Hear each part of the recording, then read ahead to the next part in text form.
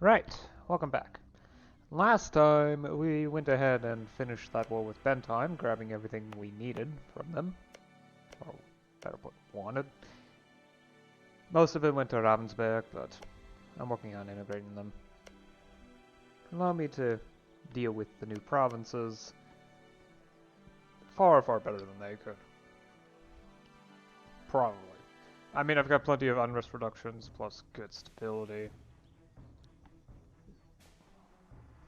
I believe reduced years of separatism, which should help with all that. However, I have been able to win a fight against double the number of French troops. And France is, well, they have a competent military. So that indicates that I can probably win easily just about any one-on-one fight. Of course, it's still pretty dangerous to go up against revolutionary Spain because, well, I do have 144k troops available because of recent increases in conscription because I've got money to burn. Oh, that's 730k in total on the enemy side. Of course, it's assuming I don't drag the Ottomans into a war, but they're a bit busy with their debt, and more war would probably cause even more problems.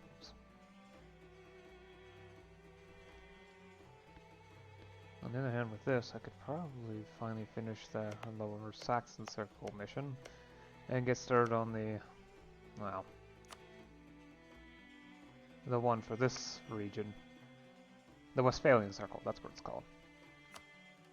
Now that will take some time, because I'll have to go into here, grab some of Cleve, yeah. There's no way I can even get to these provinces anyway. Just not possible to reach them right now. Maybe later, but yeah, for right now, it is just simply not possible. Though I am currently integrating them, as I said. Should be done by the end of this year. Oh, and I did ally these two little miners in the hopes of eventually turning them into subject states. Of course, all that will take some time, but I'm improving their trust to make them more pliable, and in the well, more loyal once I've actually managed to do all that. I think I've also done a reform. I mean, corruption is higher than I remember it's supposed to be being, so probably same with stability. Though that one is probably due to other things. I think it was because of the anti-corruption measures I took. I mean, I've got plenty of stability to burn, so it's not that big of a deal. Oh well. Oh yes, the new president. Yep. I believe it was... Okay, I need to review the bureaucracy. No, it was not. But it was certainly something that occurred. I did something, some kind of reform, and no, yeah. No, oh yes it was. Okay, it was this. I went ahead and increased wages to their full amount, which will reduce provincial corruption across the board, since wages will no longer cause it to increase. Not poor wages. They become less susceptible to corruption. Like here in the capital state, province. Before I did that, well, caused corruption to be increased by almost 13%. And this stuff is scaled by state reach. Improving wages means that that multiplier is gone. So the resting point is lower. By about 90%? Yeah. Probably a little lower than that, but still. It's a nice little buff. Especially since it doesn't lower the loyalty of any factions. In fact, it increases loyalty.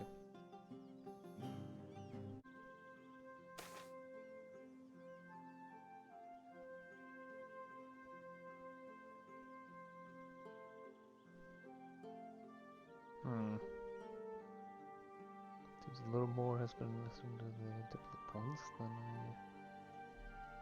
originally put in there. Oh well.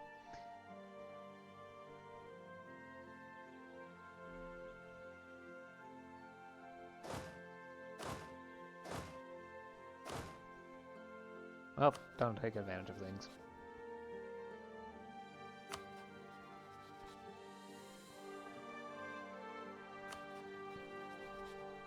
Ah, you became independent. No, you were the one that ended up independent in the first place.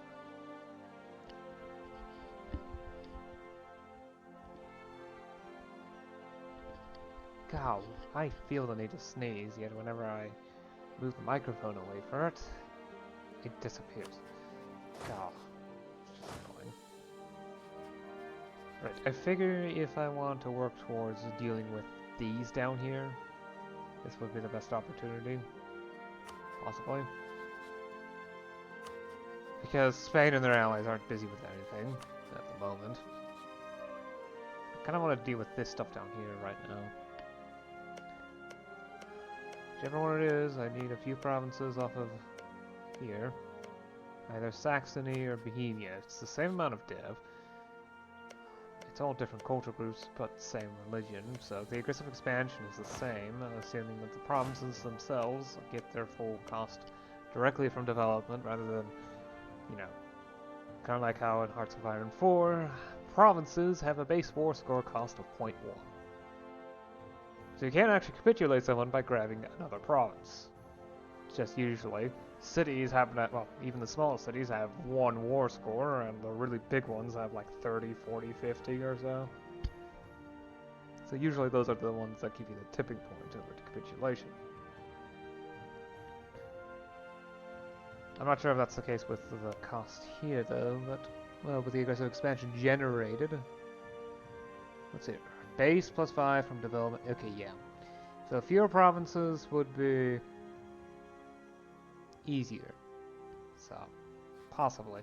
Assuming that the base war score cost is what drives aggressive expansion, which is not necessarily the case. I don't remember if that is the case. Oh well.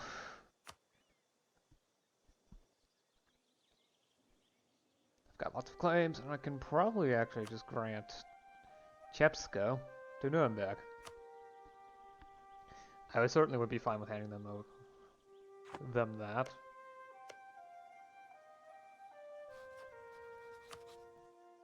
Sure, they'll call in Saxony, but I can separately Saxony for a small peace deal, possibly a white peace, in order to have the truce end as quickly as possible so I can go to war again. Certainly would be fun. Right, Imperialism, Casus Belli. Bring in Nuremberg so I can grant them provinces so that later on when I vassalize them, they'll have even more territory for me to work with. Yeah. Though I'm sure another province isn't going to cause any trouble with me. So they're arriving in Weimar. Nope, they're not actually. Yeah, both armies are black flagged, so.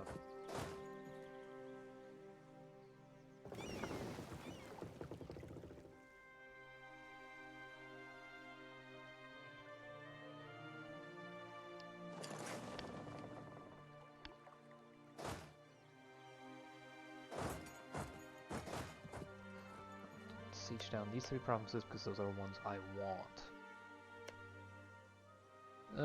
You should probably head here. You'll be able to siege that down yourself. No troubles at all.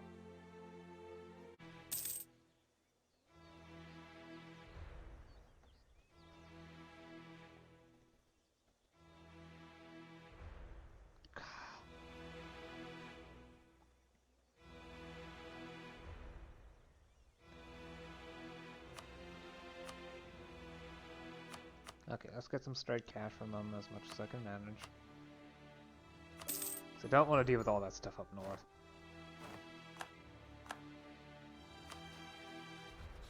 Yep, they'll still definitely accept the vassalization. Trace papers in again. There, fully trust them.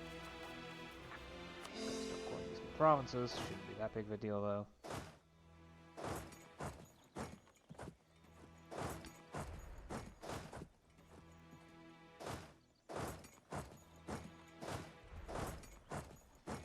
Excellent.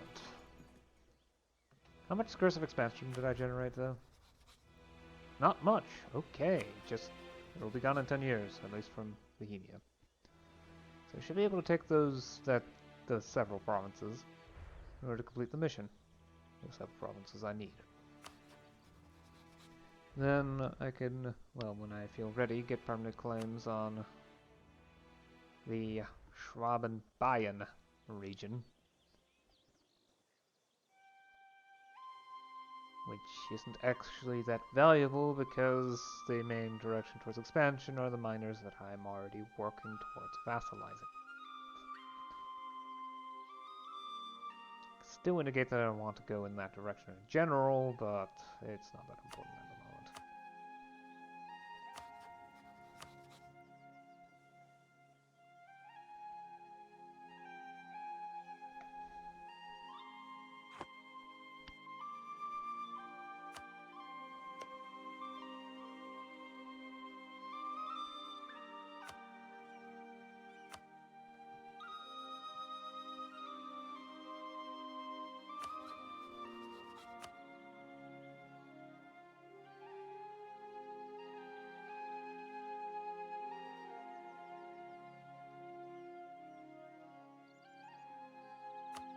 Get to the point where I can improve their relations.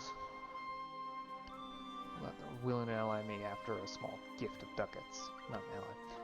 Accept vassalization after a small gift of ducats. Or maybe a bit of time to get the negatives to cool off.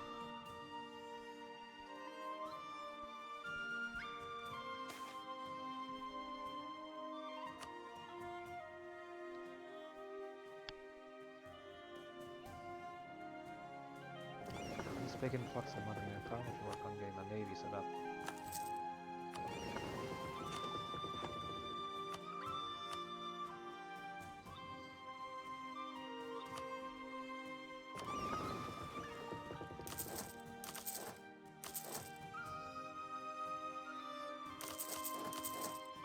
Right, so there's no control click with the ships. I'm too used to Victoria 3 buildings, aren't I?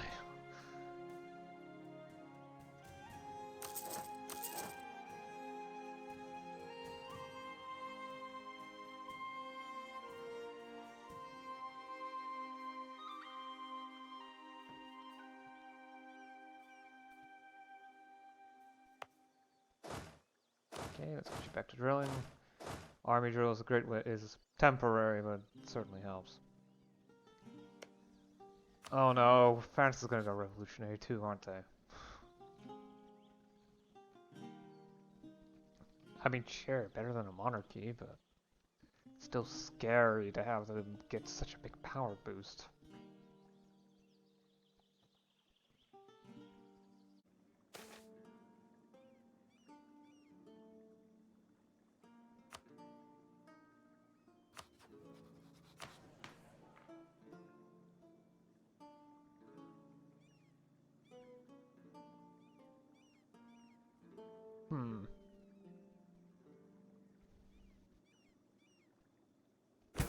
Spire in a day, so... Right. Promote support commerce. Performance of devotion.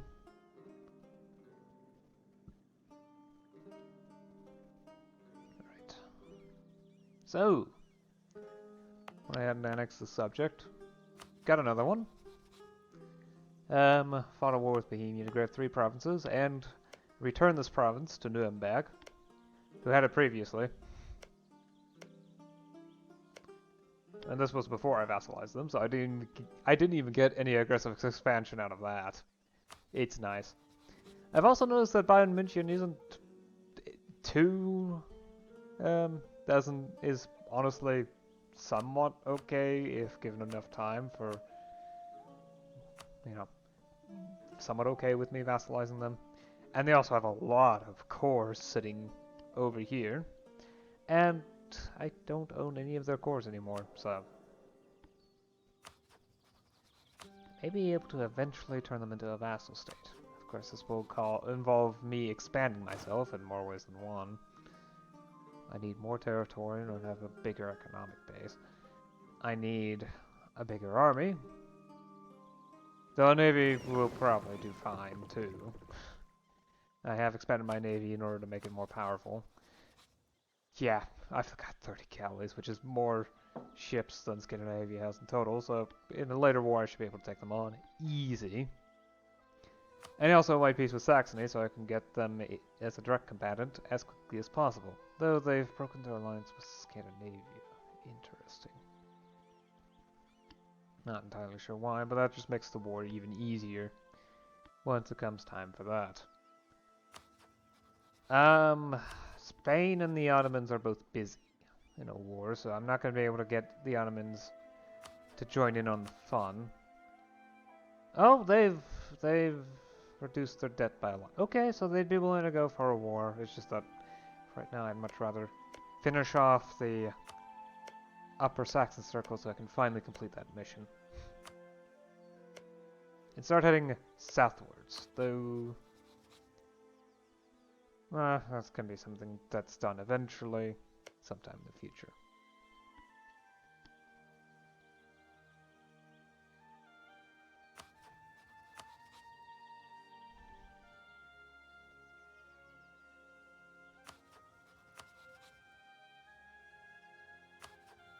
Saxony doesn't like me, yeah. There's no one that's actually partial to, no one else that's partial to vassalization. Well, I never checked Ulick, but they're, oh yeah, they're an elector. So, that's a no. France also went revolutionary, so that's fun. Great power of the world. Going revolutionary. Wow, that's great. So now there's 3 revolutionary majors. Portugal, Spain, and France. There might be also other revolutionary countries, but I don't know them. So, yeah, that's not good. That's not good at all. The only good thing is that none of them really like each other. Spain and Portugal are embargoing each other. And France is supporting the independence of Portuguese Mexico and Spanish Peru. So, you know, the big colonial nations that they have over there. Of course, they have their own colonial nations, but never let hypocrisy get in the way of good convenience in realpolitik. What can I say? International theory of realism. That's how EU4 runs, after all. So, once the truce expires, I'm going to grab these last few provinces, which should be easy to do.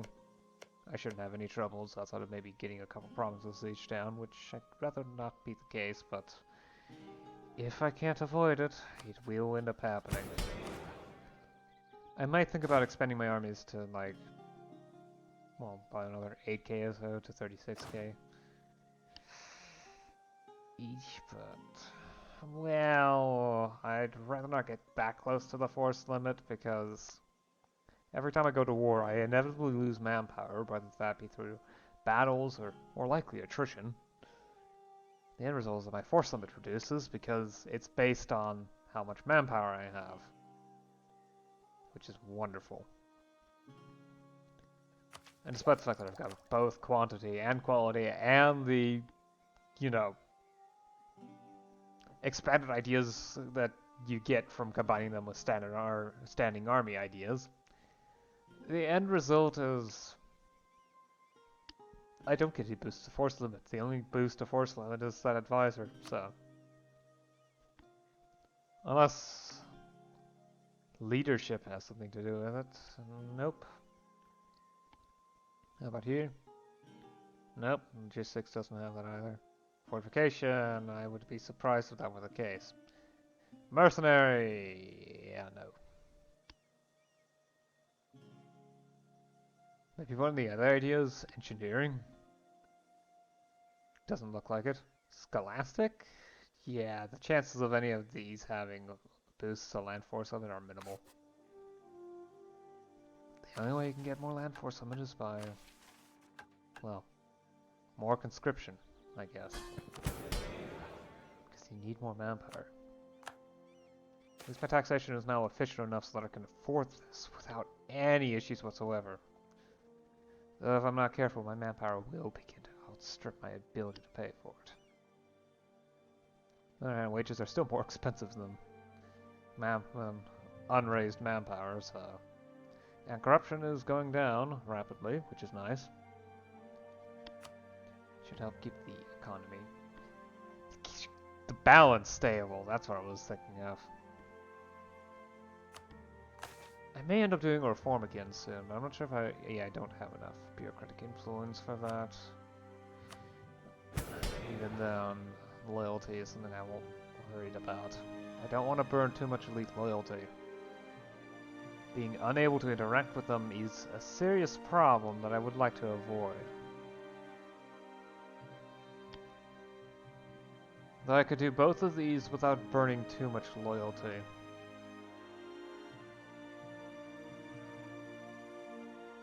I think that would be the last of the sources of provincial corruption. At least those two laws are. That's not it. It's means of recruitment. Wait, that doesn't affect... Not according to this, it doesn't affect it. Entry requirements don't affect provincial corruption. Provincial administration doesn't either.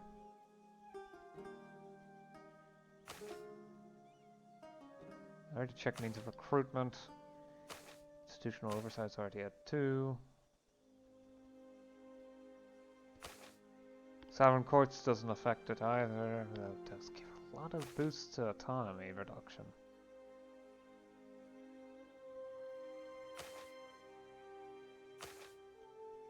Okay, what does the game tell? What does the provincial interface tell me are the sources of corruption?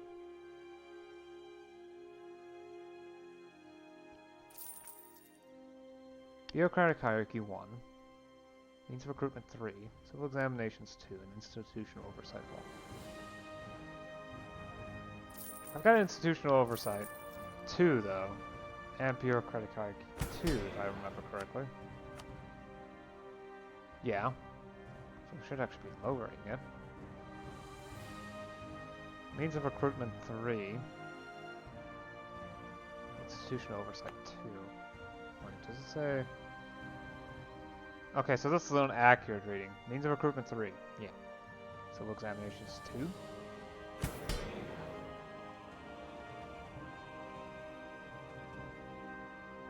Yeah, okay. Apparently it's generating provincial corruption. But it's not indicated on there. Once again, there's a difference between the effects that are displayed on there and the effects elsewhere. It doesn't mention the fact that it actually increases provincial corruption. Still, moving to here, standard approving civil examinations. Yeah, okay. The thing is that modifier doesn't expire. The influential is secret until the 10th because issues with election event occurring at a very inconvenient time, specifically the 4th of January, so I wasn't able to pause properly. So let's deal with that now. So I don't forget next session because I actually want to deal with this now. Removing all sources of provincial corruption from the laws would be great. I don't think I was able to achieve that in the MEIOU campaign. Okay, promote the bureaucratic faction. That will increase corruption, but that's temporary. And just negatives of certain things. Okay. I actually have 50 provincial corruption, so I could depoliticize the civil service too.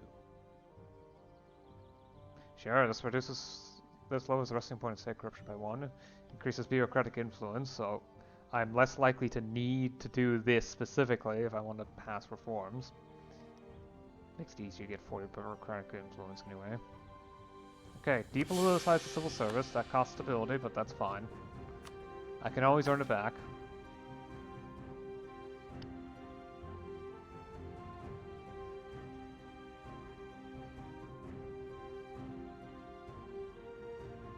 Yeah, these two these don't cost stability. They just cost a lot of corruption, so I'm going to be losing money. I'm going to be hemorrhaging money. By implement secondary view of new hires. This also reduces elite power from autonomy and lowers the resting point of state corruption, though only ever so slightly. Ever so slightly. That's the wrong button. And then expand and standardize examinations. This will increase administration costs, but it will reduce both provincial and state corruption's resting points. Again, the cost of bringing my corruption all the way to 69%. Yeah. I don't have any anti-corruption means available to me at the moment, so I did those 5 years ago. I'm gonna have to deal with that, aren't I? Oh well, the consequences will occur next session. So I don't need to worry about that just yet. Yeah. That's a future me problem. And I've got 5,000 ducats in the treasury. The state isn't that expensive so that I can't handle, you know, having next to no tax income for 5 years. Heck, I could even donate money to the church without any issues. If I remember to do that next session, I'll go ahead and do that. Oh well. I'll see you again next time. Until then.